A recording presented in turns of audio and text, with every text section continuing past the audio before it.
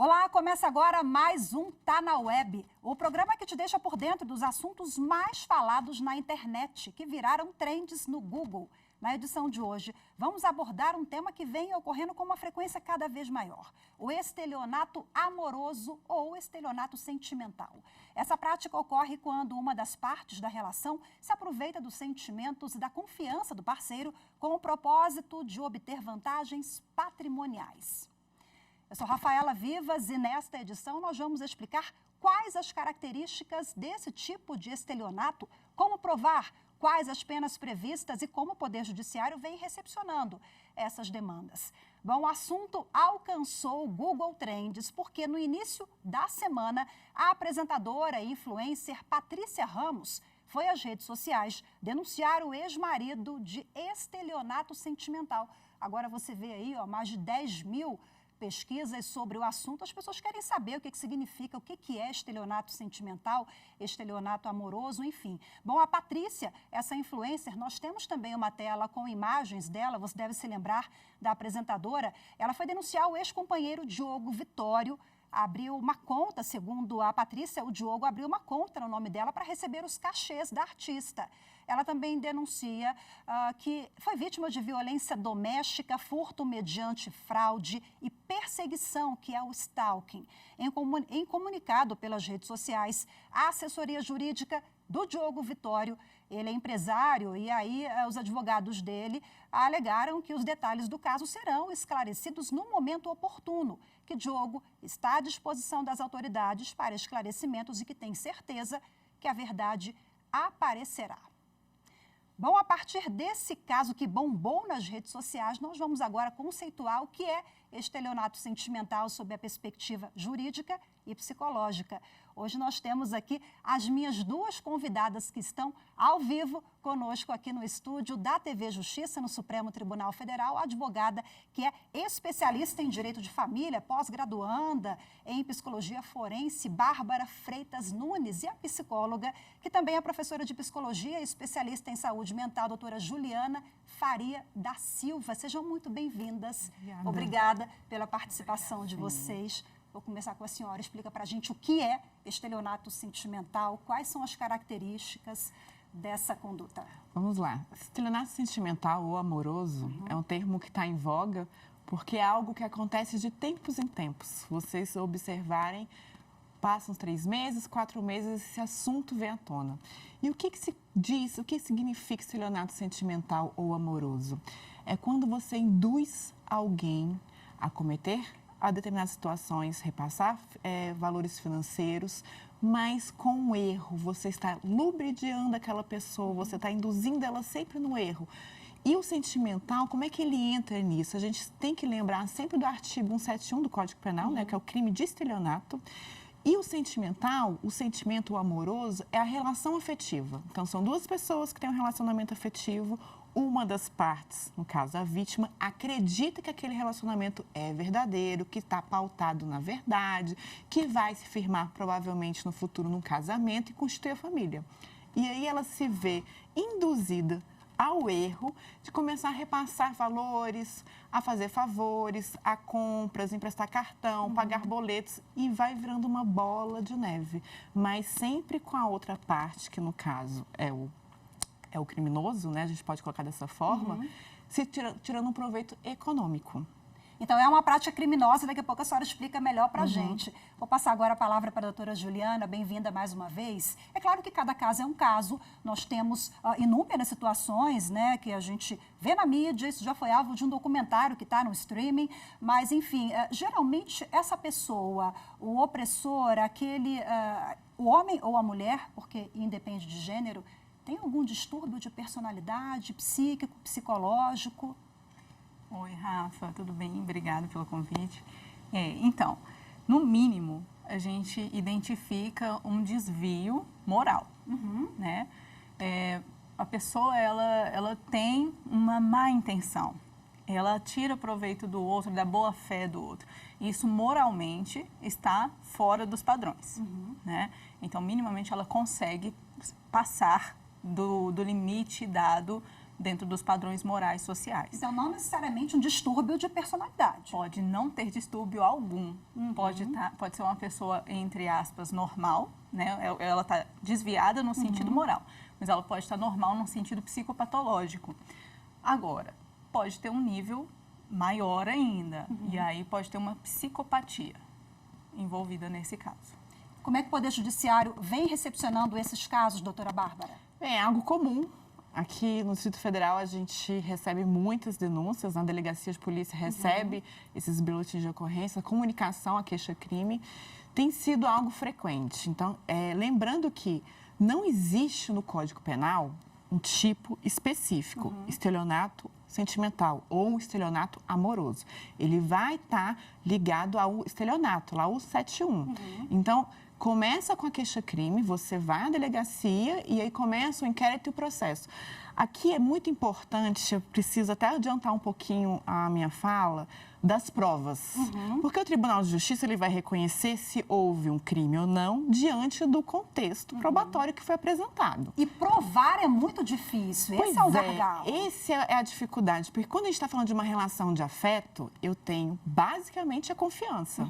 Então, naturalmente, eu não vou ficar exigindo provas de você. A gente simplesmente vai conversar, você vai me pedir um dinheiro, eu simplesmente pego o aplicativo e te passo o dinheiro. Mas não vai ficar registrado. As movimentações financeiras, boa parte delas a gente consegue comprovar.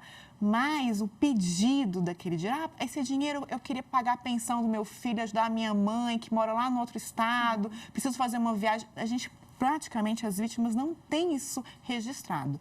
Então, como é que a gente consegue fazer esse cotejo probatório?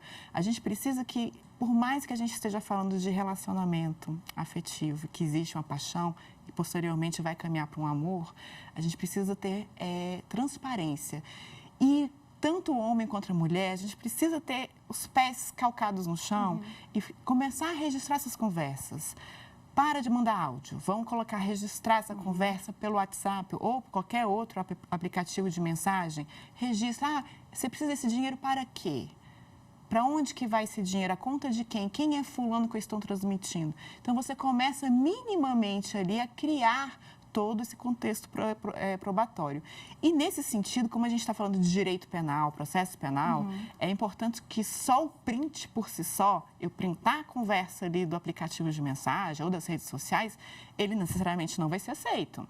Então, a gente tem essa discussão, isso aqui já foi objeto do julgamento da STJ. Então, a gente precisa fazer o quê? Uma ata notarial. Ou, então, um aplicativo, a gente tem sites que são específicos que faz essa captura desses infodados. Mas o print por si só, muitas das vezes, ele não vai ser validado como prova. E aí, toda aquela dor que aquela vítima passou, chega no final do processo, olha, essas provas não foram suficientes. Eu não consigo comprovar a materialidade do crime. Eu posso até conseguir comprovar, talvez, a autoria, mas a materialidade, e pior, sem isso no penal, muitas vezes eu não consigo o possível. Não consegue nem a reparação. A reparação material e moral. Então, assim, a gente precisa muito que as vítimas, uma vez que consigam, tenham a pulga atrás da orelha, que são vítimas desse estelionato sentimental, procure um advogado especialista na área que possa começar a orientar a parte para que ela comece a produzir essas provas de uma maneira correta.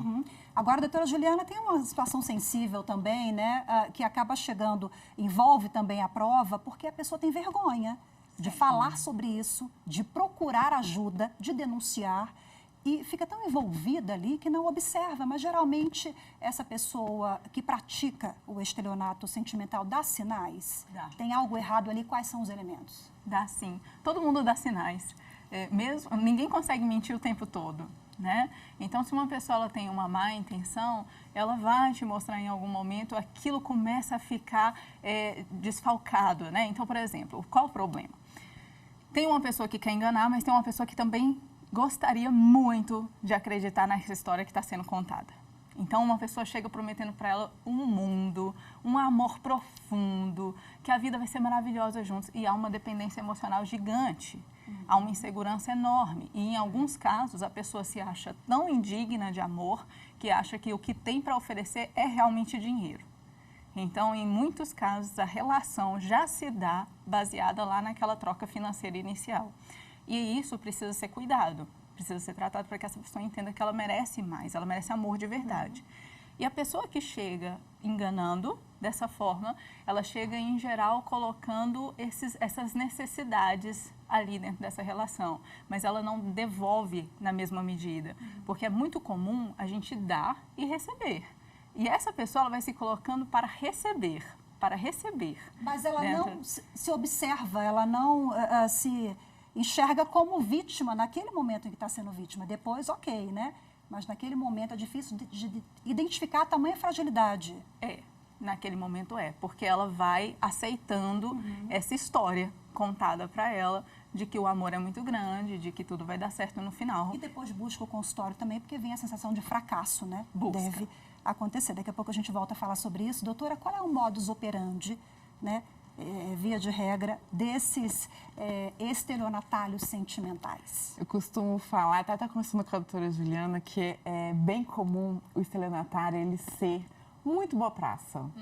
É uma pessoa que é bom de conversa, te envolve, você acaba sendo manipulado sem perceber. E é exatamente pegando o gancho da doutora Juliana. Esse buraco afetivo que a vítima tem é tamanho que ele percebe isso. É uma pessoa muito inteligente, costuma ser muito inteligente. Então, ele vai te envolvendo e aí pede R$ 1.000, R$ 500, quantias menores.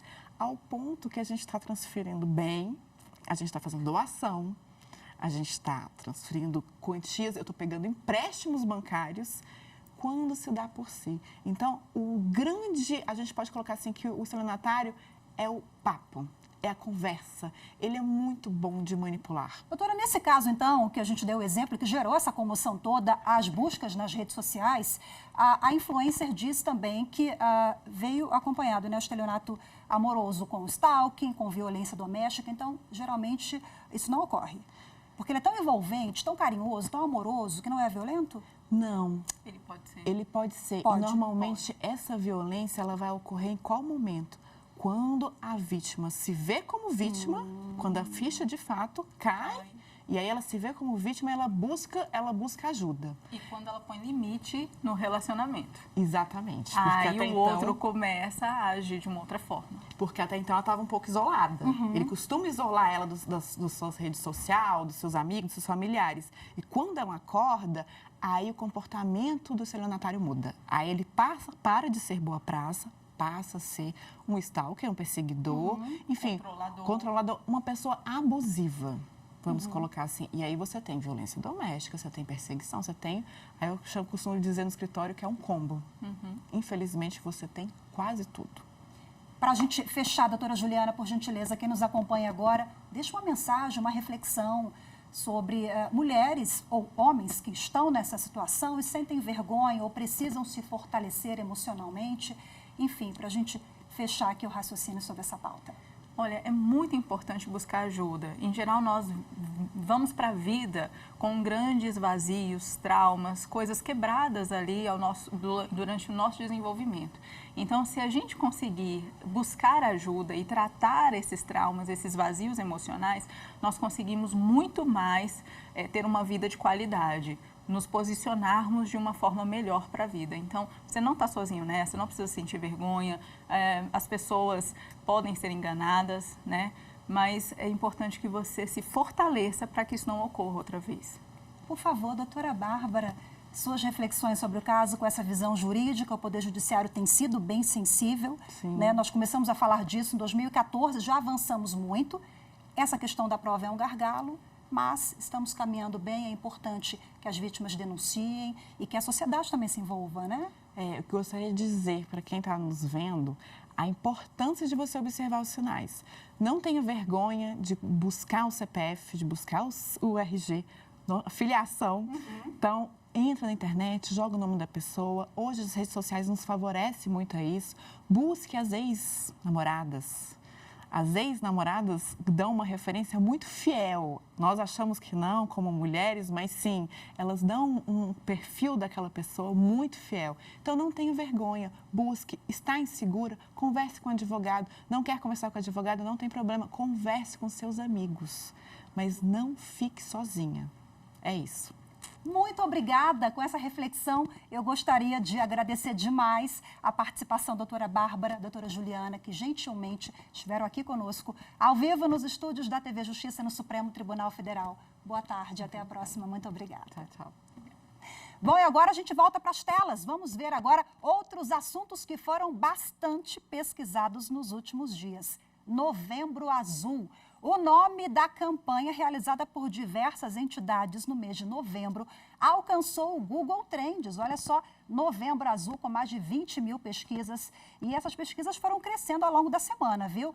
Esse mês é dedicado à conscientização sobre a importância da saúde dos homens, com ênfase na prevenção e diagnóstico precoce do câncer de próstata. Temos outro assunto também que bombou nas redes sociais nos últimos dias. Vamos ver qual é. Olha só, o nome da ministra da Igualdade Racial, Aniele Franco, também foi muito procurado, porque durante uma entrevista à EBC, que é a TV pública do governo federal, Aniele disse que o termo buraco negro pode ser utilizado de uma forma racista. Aniele falava sobre a importância de ter professores e políticos que sejam antirracistas, quando citou termos e palavras que podem ser ofensivas a pessoas pretas. Postagens contra e a favor. A reflexão da ministra bombaram nas redes, viu? É isso, agora a gente fica por aqui, vamos fazer uma pausa rápida. Eu Tá Na Web e volta já.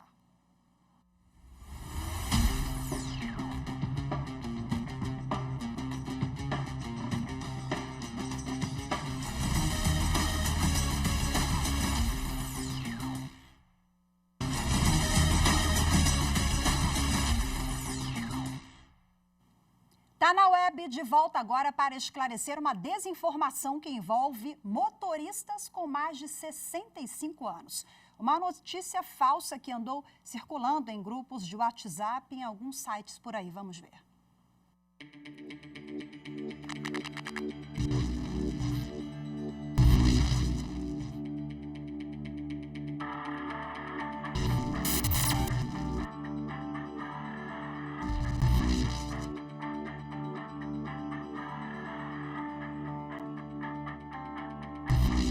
É falso essa notícia de que motoristas com mais de 65 anos de idade deverão colocar adesivo na traseira do veículo com essa informação.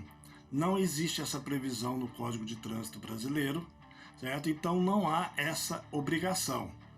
O que existe hoje é um projeto de lei em tramitação no Senado, mas ainda vai ter um longo percurso de tramitação entre Senado, Câmara Federal e, se por acaso for aprovado, passar pela sanção do Poder Executivo.